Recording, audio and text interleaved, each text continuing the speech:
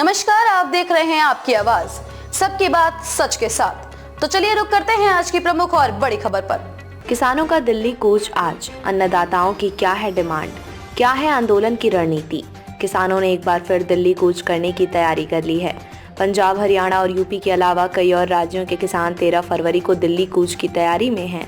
करीब 2 साल पहले 3 कृषि कानूनों के विरोध में किसानों ने दिल्ली की घेराबंदी की थी। इसे दिल्ली चलो मार्च का नाम दिया गया है। माना जा रहा है कि इसके जरिए दिल्ली की एक बार फिर घेराबंदी की जाएगी।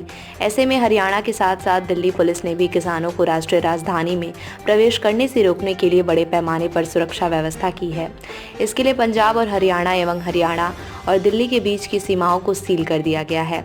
और पिछली बार के विपरीत इस बार किसान केंद्र सरकार से कई उपायों की मांग कर रहे हैं, जो खेती की वित्तीय व्यवहार्यता के लिए आवश्यक हैं। पहले के विरोध प्रदर्शनों में पंजाब, हरियाणा और पश्चिमी उत्तर प्रदेश के लगभग सभी किसान संगठन, जिनकी संख्या 40 से अधिक थी, संयुक्त किसान मोर्चा (SKM) के तहत साथ आए थे। इस बार उस संगठन का एक टूटा हुआ गुट विरोध प्रदर्शन का नेतृत्व कर रहा है। संयुक्त किसान मोर्चा गैर राजनीतिक ने प्रमुख किसान नेताओं को बाहर कर दिया है, जो पिछली बार सुर्खियों में आए थे, जैसे दर्शन पाल, जोगिंदर सिंह उगराहा, राकेश टिकैत, बलबीर सिंह राजेवाल और गुरनाम सिंह चारूनी।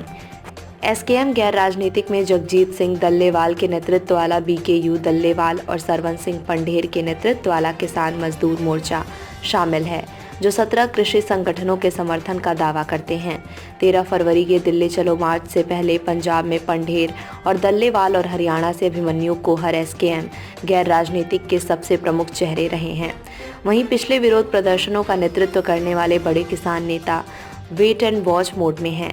राकेश टिकैत जैसे कुछ लोगों ने 16 फरवरी को भारत बंद के आह्वान का समर्थन किया है। SKM नेताओं का सतर्क रुख, जिन्होंने इस बार पीछे रहने का फैसला किया है, किसान संगठनों के अंदर गहरी गुटबाजी का संकेत देता है। इस बार जाट समुदाय के संगठन खाप ने थोड़ा उत्साह दिखाया है, जिन्होंने पहले विरोध प्रदर्शन के दौरान बड़े पैमाने पर लामबंदी की थी। हालांकि पिछली बार मुख्य रूप से पंजाब के किसानों ने विरोध प्रदर्शन शुरू किया था और दिल्ली की सीमाओं पर पहुंच गए थे। इसके बाद दिल्ली खाप हरकत में आई थी। प्रदर्शनकारी किसानों की क्या है मांगे? इस बार किसानों की मुख्य मांग सभी फसलों के लिए न्यूनतम समर्थन मूल्य MSP की कानूनी गारंटी है। सरकार कृषि लागत और मूल्य आयोग की सिफारिशों के आधार पर साल में 2 बार लगभग 2 दर्जन वस्तुओं के लिए MSP निर्धारित करती है। MSP के तहत अधिकांश फसल खरीद पंजाब और हरियाणा से होती है। यहाँ मुख्य रूप से गेहूं और चावल की उपज होती है, जो सरकार की सार्वजनिक वितरण प्रणाली को सपोर्ट करती है। किसान ऐसा कानून चाहते हैं जो हर फसल का MSP की गारंटी दें। हालांकि कानूनी गारंटी की मांग को लेकर सरकार की कई चिंताएं हैं, जैसे वैश्विक कीमत खरीद के लिए सरकार पर दबाव, निर्यात प्रतिस्पर्धात्मकता और केंद्रीय व्यय। दूसरी प्रमुख मांग कृषि पर MS स्वामीनाथन समिति की सिफारिशों को पूर्ण रूप से लागू करना है। हरित क्रांति के जनक कहे जाने वाले कृषि वैज्ञानिक स्वामीनाथन को हाल ही में भारत रत्न से सम्मानित किया गया है। समिति की मुख्य सिफारिशों में से एक MSP को उत्पादन की एवरेज औसत लागत से कम 50% ऊपर बढ़ाना था।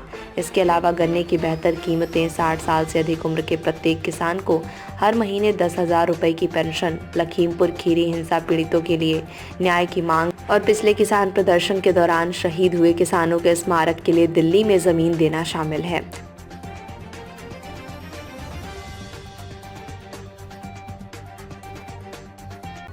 खबरों में अब तक के लिए बस इतना ही। फिर होगी आपसे मुलाकात ऐसी किसी बड़ी और खास खबर के साथ। तब तक के लिए नमस्कार और देखते रहिए आपकी आवाज।